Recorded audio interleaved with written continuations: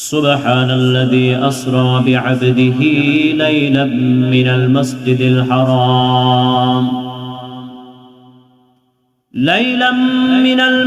الحرام إلى المسجد الأقصى الذي باركنا حوله لنريه من آياتنا إنه هو السميع البصير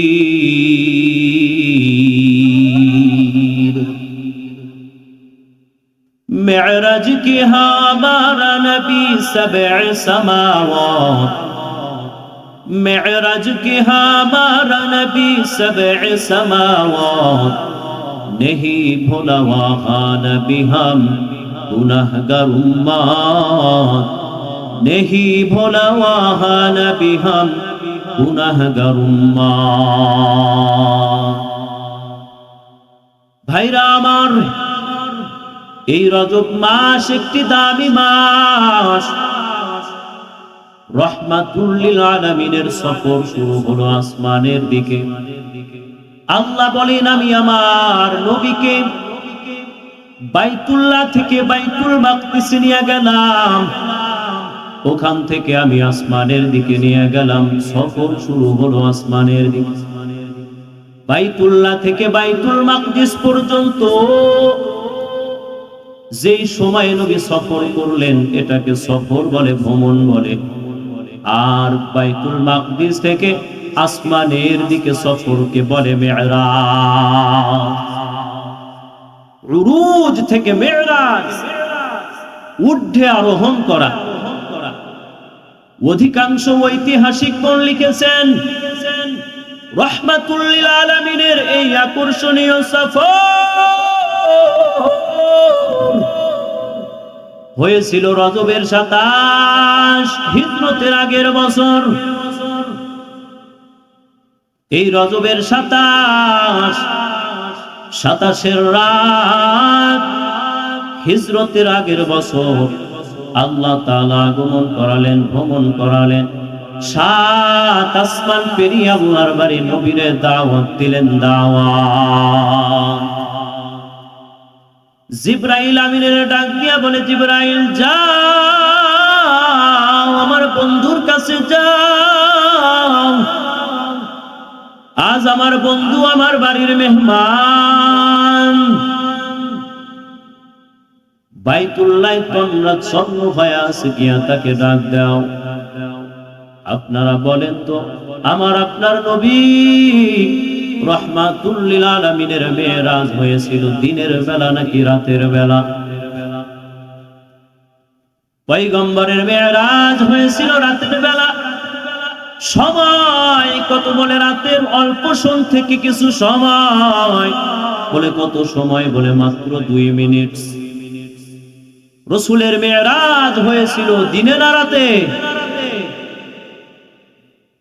মেরাজ দিনের বেলা না হয়ে রাতের বেলা কেন হলো আকর্ষণীয় সফর তো দিনে ভালো রাতে ভালো না আমরা বাংলাদেশ থেকে কক্সবাজার যাই বিভিন্ন জেলা থেকে কক্সবাজার যায় একটু দূরে গেলে সেন্ট মার্টিন এরপরে বিভিন্ন দেশে মানুষ সফর করে ভ্রমণ করে এগুলো দেখার জন্য তো দিনটাই ভালো ছিল কিন্তু আমার আপনার নবী রহমাতুল লিল আলামিন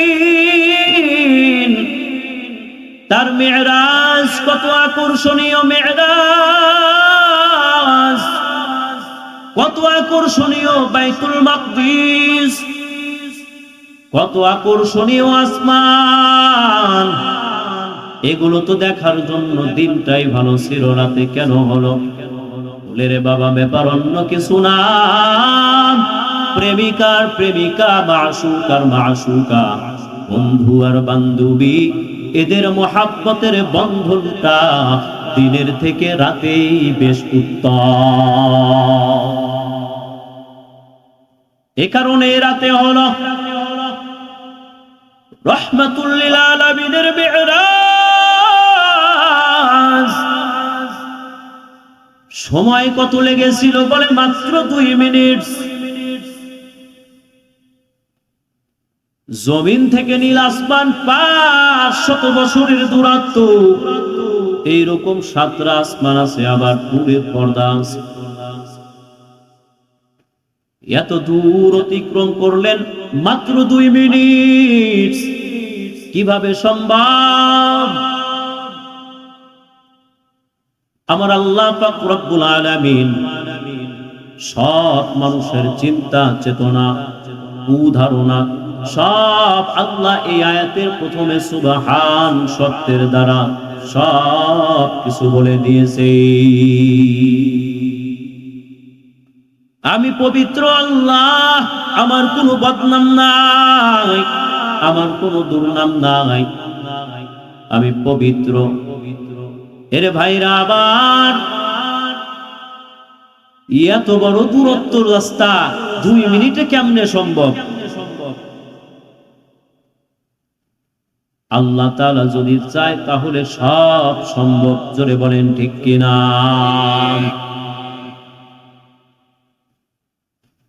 সুলাইমান নবী ডাক দিয়া বলে, ওই বিলকিসের সিংহাসন আমাকে কে এনে দিতে পারবা?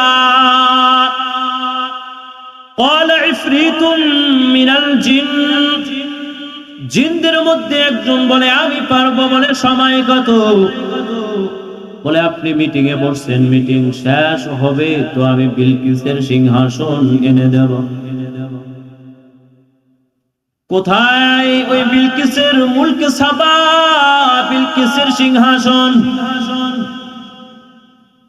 পয়গম্বর সুলাইমান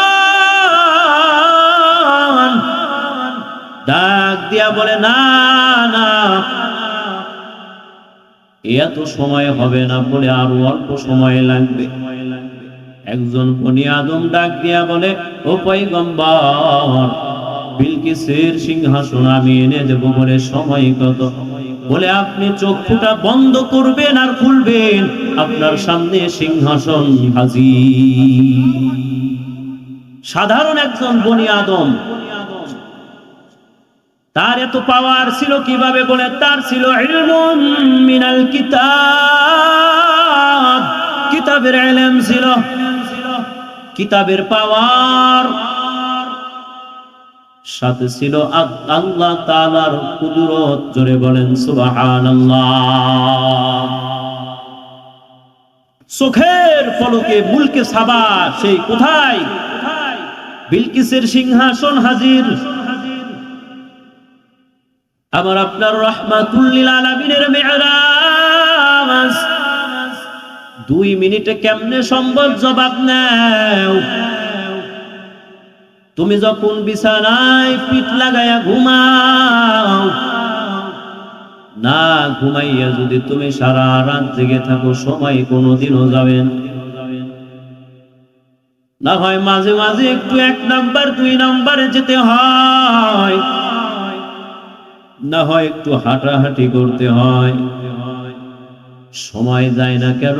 সময় যায় না কেন? আর যদি আপনি ঘুমায়া যান, ঘুমানোর পর কিছুক্ষণ পরেই দেখবেন যে ফজরের নামাজে মুয়াজ্জিন সাহেব হাইয়া আলাস সালাহ হাইয়া আলাল ফালাহ আসসালাতু খায়রুম মিনান নাওম বলে ডাক দেয়। বলে কতক্ষণ ঘুমাইলা? মনে হইল মাত্র সামান্য কিছু সময়। তুমি ঘুমাইলেই যদি এত সময় চলে যায়, রাহমাতুল লিল আলামিনের মিরাজ মাত্র 2 মিনিট, কিন্তু কত শত বছর চলে গেছে আল্লাহ ছাড়া কেউ জানে না। সুবহানাল্লাহ বললেন না? ভাইরা আমার, জিবরাইল আমিনের ডাক দিয়া বলে, ও জিবরাইল, আমার বন্ধু আজ আমার বাড়ির মেহমান। আল্লাহ নিজে মেজবান হয়ে নবীরে দাওয়াত দিলেন। দাওয়াত 7 আসমান পেরিয়ে আল্লাহর বাড়ি নবীরে দাওয়াত দিলেন। দাওয়াত জিবরাইল আলাইহিস সালাম পয়গম্বর রাহমাতুল লিল আলামিন তোমরা শোনো, বাইতুল্লাহর পাশে উম্মে হানির ঘরে ঘুমানো। জিবরাইল আমিন গিয়া ডাক দিলেন, পয়গম্বর রাহমাতুল লিল আলামিন হুঁশ ফিরে আসলো। এমন সময় জিবরাইল আলাইহিস সালাম ডাক দিয়া বলে, ও পয়গম্বর, আপনার জন্য বাহন রেডি, তার নাম হলো বোরাক। বোরাক জান্নাত থেকে নিয়ে যাও। ও জিবরাইল, বোরাক জান্নাত থেকে নিয়ে যাও, এটা হবে আমার নবীর সফর সঙ্গী। ভাইরা আমার, বাইতুল্লাহর সোজা বরাবর জায়গা, ওই জায়গায় হলো মাকাম ইব্রাহিম, তার পাশেই হলো জমজম কূপ। পয়গম্বর রাহমাতুল লিল আলামিন জমজমের কূপের পানির দ্বারা ওযু করাইলেন।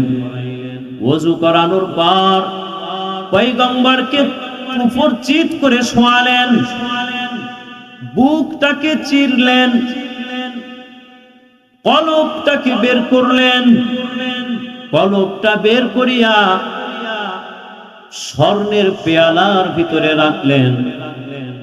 জমজমের পানির দ্বারা পয়গম্বরের কলবটাকে পরিষ্কার করলেন। বলে জমজমের কূপের পানির দ্বারা কলবটা পরিষ্কার করার কারণ,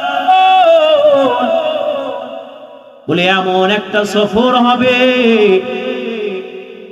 অনেক পদার্থ অতিক্রম করে যাইতে হবে, ঠান্ডা স্তর, গরম স্তর, এগুলো পার হয়ে যাইতে হবে। এই জন্য তার সাহসের দরকার আছে না নাই? এ কেমন কুদরতি অপারেশন! আমার আপনার রাহমাতুল লিল আলামিনের এই কুদরতি অপারেশন হয়েছিল জীবনে 3 বার। ছোটবেলায় হয়েছিল। কেন কেন কেন ছোটবেলায় হলো কুদরতি অপারেশন? বলে ছোটবেলায় খেলাধুলার মহাব্বত দূর হয়ে যাবে। মেরাজের সময় কেন কুদরতি অপারেশন করলেন? এই কুদরতি অপারেশন এজন্য করেছে অনেক আবহাওয়া অতিক্রম করে যাওয়ার জন্য, এগুলো সহ্য করার জন্য বাজান। আর একবার হলো রাহমাতুল লিল আলামিনের যখন যৌবন বয়স ছিল, ওই সময় কুদরতি অপারেশন করেছিল। স্বর্ণের পেয়ালার ভিতরে কলবটাকে পরিষ্কার করার কারণ, দুনিয়াতে তো স্বর্ণ ব্যবহার করা পুরুষের জন্য হালাল না হারাম? আরো জোরে বলেন। বিবাহের সময় শ্বশুর মশাই, শ্বশুর আব্বা একটা স্বর্ণের আংটি দিয়েছে জামাইকে, হাউস করে ইচ্ছা করে শ্বশুরের দেওয়া আংটি, স্বর্ণের আংটি জামাই ব্যবহার করে আর হাসে আর দোয়া করে। হাসি ঠাট্টারত অবস্থায় ওই স্বর্ণের আংটিটা ব্যবহার করাও তার জন্য হালাল না হারাম? পুরুষ মানুষের জন্য স্বর্ণ অলংকার ব্যবহার করা হালাল না হারাম? কিন্তু স্বর্ণের পেয়ালা কেন নিয়ে আসলেন? বলে মেরাজের হালত তো পরকালীন জিন্দেগি, স্বর্ণ তো ব্যবহার দুনিয়াতে হারাম, জান্নাতের অলংকার হবে স্বর্ণ। ভাইরা আমার, পয়গম্বর রাহমাতুল লিল আলামিনকে কুদরতি অপারেশন করলেন। সেলাই করা লাগলো না, রক্তক্ষরণ হলো না, ব্যথাও হলো না। জোরে বলেন সুবহানাল্লাহ।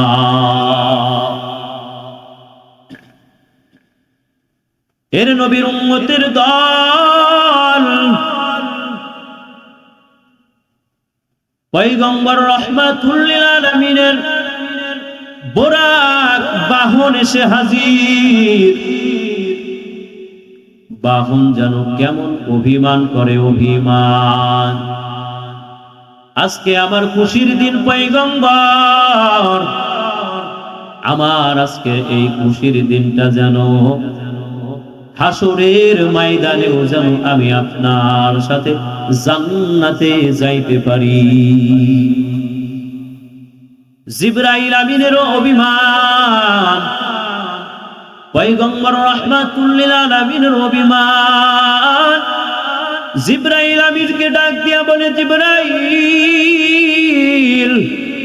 আজ আমার এত সুন্দর মেরাজ, এত সুন্দর খুশির একটা সংবাদ, আল্লাহর বাড়ির মেহমান হয়ে আমি মেরাজ করব, কিন্তু আমার গুনাহগার উম্মতের কি হালাত হবে ও জিবরাইল? জিবরাইল ডাক দিয়া বলে, পয়গম্বর, আপনার গুনাহগারের উম্মতেরা তারা মেরাজ করবে, যদিও আসমান ভেদ করা লাগবে না, নামাজের মাঝেই তাদের মেরাজ হয়ে যাবে। মেরাজ কি হামারা নবী সবে সামাওয়াত নেহি ভোলা ওয়াহা নবী হাম গুনাহগার উম্মত, নেহি ভোলা ওয়াহা নবী হাম গুনাহগার উম্মত। এবার পয়গম্বর রাহমাতুল লিল আলামিন বোরাকে উঠলেন। বাইতুল্লাহ থেকে বাইতুল মাকদিস 1 মাসের পথ, 350 মাইল দূর। এত দূরের রাস্তা বোরাকের মাত্র 2 কদম। সুবহানাল্লাহ জোরে বলে, বোরাকের মাত্র কয় কদম? এই বোরাক সেকেন্ডে চলে 1,86,000 মাইল বেগে। সুবহানাল্লাহ। বোরাকের কয় কদম? প্রশ্ন করতে পারো, হুজুর বাইতুল্লাহ থেকে সোজা ডাইরেক্ট গেলে হয়, আবার বাইতুল্লাহ থেকে বাইতুল মাকদিসে যাওয়ার কি দরকার? বাইতুল মাকদিসে যাওয়ার সময় আমার আল্লাহ পাক রব্বুল আলামিন পয়গম্বর রাহমাতুল লিল আলামিনকে অনেক কুদরত দেখালেন, অনেক নিদর্শন দেখালেন। যাওয়ার সময় ইউসুফ আলাইহিস সালামের জন্মভূমি জর্দান কেনানে গিয়া ইউসুফ নবীর জন্মভূমিতে গিয়া নামাজ আদায় করলেন। এরপরে রাস্তার মধ্যে প্রতিমধ্যে অনেক কুদরত আল্লাহ তাআলা দেখাইলেন। আর বাইতুল মাকদিস এমন কুদরতি স্থান, যে জায়গায় হলো সব নবীর স্থান। বাইতুল্লাহ যারা গেছেন, হাজী সাহেব যারা এখানে, বাইতুল্লাহ গিয়া 1 রাকাত নামাজ আদায় করলে 1 লক্ষ রাকাত নামাজ আদায় করার সওয়াব। আর বাইতুল মাকদিস জেরুজালেম ফিলিস্তিনে অবস্থিত বাইতুল মুকাদ্দাসে গিয়া যদি কোনো মানুষ 1 রাকাত নামাজ আদায় করে, এক হাদিসে আছে 25,000 রাকাত নামাজের সওয়াব, অন্যত্রে আছে 50,000 রাকাত নামাজের সওয়াব। এই সেই বাইতুল মাকদিস।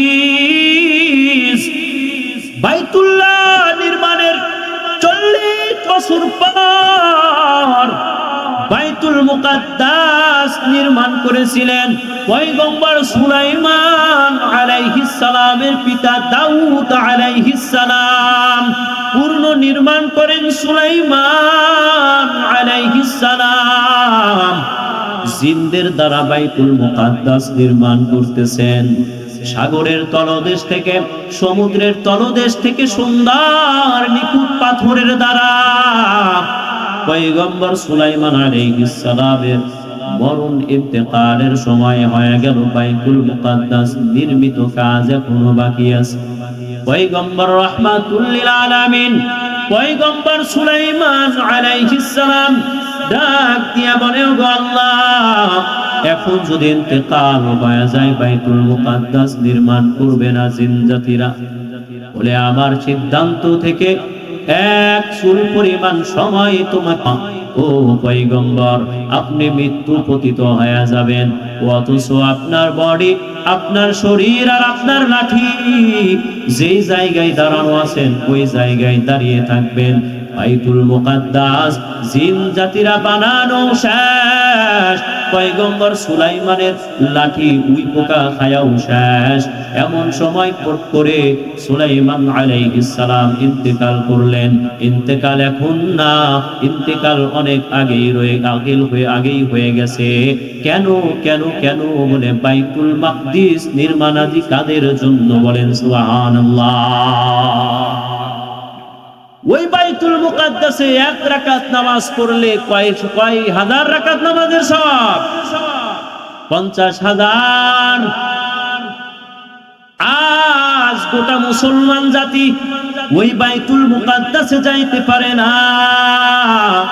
বাইতুল মুকাদ্দাসে গিয়া নামাজ আদায় করতে পারে না। মুসলমানের কত স্বপ্ন ওই বাইতুল মুকাদ্দাস দখলে আনার, বাইতুল মুকাদ্দাসে যাওয়ার জন্য, বাইতুল মুকাদ্দাস দখলে আনার জন্য।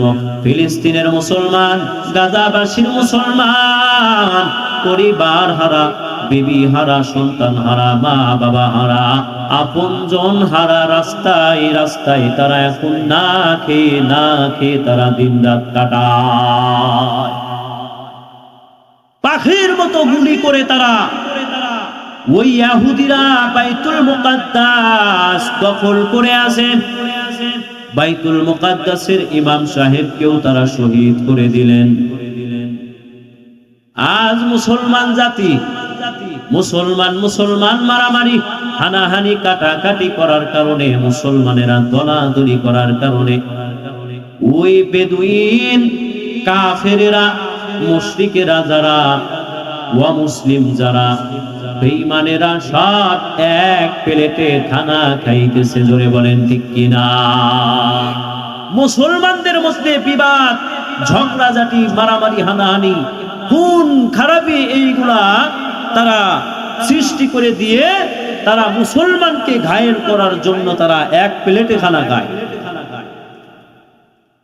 এই যে দেখেন ইসরায়েলকে সহযোগিতা করার জন্য ভারত, এরপরে কি বলে আমেরিকা, যুক্তরাষ্ট্র, এসব খ্রিস্টানেরা, হিন্দুরা, বৌদ্ধরা, এরা ওই মুসলমানকে ঘায়েল করার জন্য তারা ওই ইসরায়েলের সাথে হাত মিলে তারা মুসলমানকে মারতেছে। আজ আমরা দলাদলি করে, ঝগড়াঝাটি করে মসজিদ থেকে বের হয়ে যায় বলে আজ আমি হব অমুক মসজিদের সেক্রেটারি, সভাপতি, নতুন মসজিদ নির্মাণ করব, মসজিদ টাইলস করা, এসি করা। অথচ 4 জন 5 জন 10 জন ইমাম সাহেব বলে গেছে মুসল্লি মসজিদে পাওয়া যায় না, অথচ দলাদলি করে তারা মসজিদকে ভিন্ন করে আবার আরেক জায়গায় মসজিদ করে টাইলস করিয়া। এ কেমন দলাদলি আমাদের? বাইতুল মাকদিসের পথ এক মাসের পথ 350 মাইল দূর। বোরাকের মাত্র কয় কদম? ভুলে গেছেন? মাত্র 2 কদম। বাইতুল মুকাদ্দাসে গিয়া বোরাক থামলেন, খুঁটির সাথে বোরাকটাকে বাঁধলেন। বাঁধার পর ওই জায়গায় ছিল সব নবীদের স্থান। ওখানে নবী ইমামতি করলেন, যাই নামাজে দাঁড়ায়া আমার আল্লাহ পাক রব্বুল আলামিন পয়গম্বরকে ওই জায়গা থেকে ইমামুল মুরসালিন নাম দিয়ে দিলেন। বলেন সুবহানাল্লাহ। সব নবীর সাথে সাক্ষাৎ করলেন, মুলাকাত। এমন সময় বাইতুল মুকাদ্দাস থেকে সোজা বরাবর আসমান বরাবর মেরাজ করবেন। মেরাজ সিঁড়ি এসে নামলেন, বুরাকে চড়ে পয়গম্বর রাহমাতুল লিল আলামিন এবার আসমানের দিকে রওনা। জমিন থেকে নীল আসমান 500 বছরের দূরত্ব, 500 বছরের দূরত্ব। এরপরে হলো প্রথম আসমান। প্রথম আসমানে গিয়া 2টা দরওয়াজা, দরওয়াজায় গিয়া ডাক দিলেন। ভেতর থেকে আওয়াজ, কে হে? আনা জিবরাইল।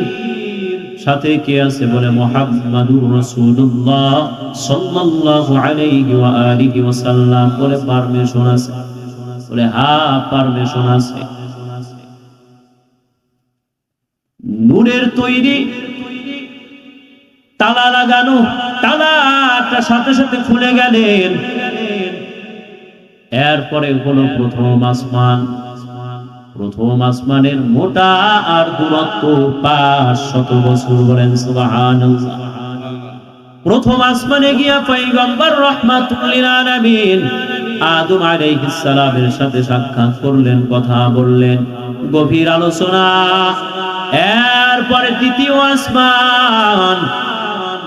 প্রথম আসমান থেকে দ্বিতীয় আসমানের মধ্যে খালি জায়গা 500 বছর। কয় শত বছর? 500 বছরের দূর। এরপরে হলো দ্বিতীয় নাম্বার আসমান। ওটারও মোটা কত বছর? 500 বছরের দূরত্ব। 2 নাম্বার আসমানে গিয়া পয়গম্বর ঈসা আলাইহিস সালামের সাথে গভীর আলোচনা, সাক্ষাৎ। এরপরে আসমান থেকে 3 আসমান। তৃতীয় নাম্বার আসমানের খালি জায়গা 500 বছরের দূর। এরপরে আসমানের মোটা কত বছর?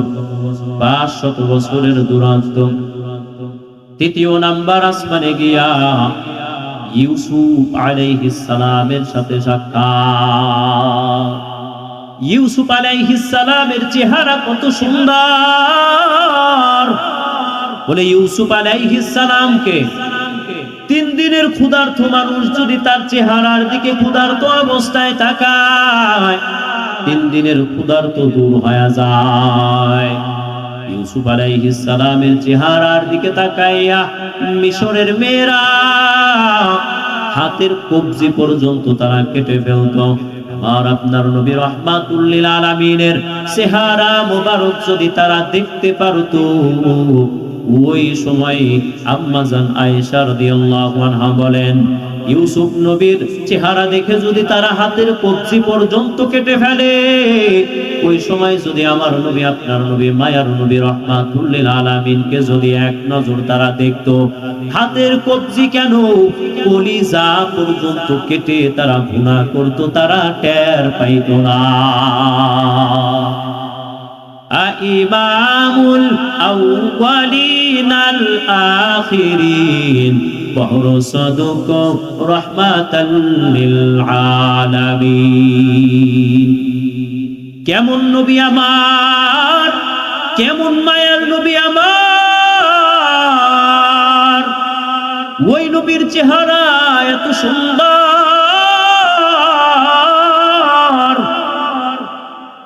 রহমতের নবী আমার। ইউসুফ আলাইহিস সালামের সাথে সাক্ষাৎ করার পর আবার চতুর্থ আসমানের খালি জায়গা 500 বছর। ওই চতুর্থ আসমানে পয়গম্বর রাহমাতুল লিল আলামিন আমার আল্লাহ পাক রব্বুল আলামিনের ওয়ার্ডারে চতুর্থ আসমানে গিয়া পৌঁছালেন। চতুর্থ আসমানে আমার আল্লাহ পাক রব্বুল আলামিন টানায়া রাখলেন ওই আলো দেওয়ার এই জিনিসটা। সূর্য কত নাম্বার আসমানে? চতুর্থ নাম্বার আসমানে সূর্য। তৃতীয় আসমান ভেদ করে জমিনে আলো দেয়। জোরে বলেন সুবহানাল্লাহ। গরমের দিনে তাই আমরা টিকি না। হ্যাঁ, এই যে 2-4 দিন রোদ নাই, সূর্যের আলো নাই, কি এক মুসিবত, তাই না? মানুষ ধান রোপণ করবে, ধান এই শীতের ভিতরে রোদ নাই, সূর্যের আলো নাই, মানুষের কি মুসিবত। ওই ধানের চারাগুলো বড় হয়, হলুদ রঙের হয়ে যায়। সূর্যের আলো আল্লাহ তাআলার এক বড় নিয়ামত। এই সূর্যকে আমার আল্লাহ পাক রব্বুল আলামিন বানাইলেন বান্দার গোলামি করার জন্য। সূর্য কার গোলাম? চতুর্থ আসমান, তৃতীয় আসমান ভেদ করে বান্দার জন্য জমিনে আলো দেয়, আল্লাহর ডিউটি পালন করে। কারণ এরা বান্দার গোলাম, আর বান্দা হলো আল্লাহর গোলাম। ঠিক মতো ডিউটি পালন করবা, মাস শেষে বেতন পাইবা। ঠিক কিনা জোরে বলেন? ঠিক মতো আল্লাহর গোলামি করবা, তাহলে মরণের পর জান্নাত নামক দৌলতটা রিজার্ভ হয়ে যাবে। আর যদি ঠিক মতো ইবাদত না করো, ওই জাহান্নাম তোমার জন্য নির্ধারণ করা।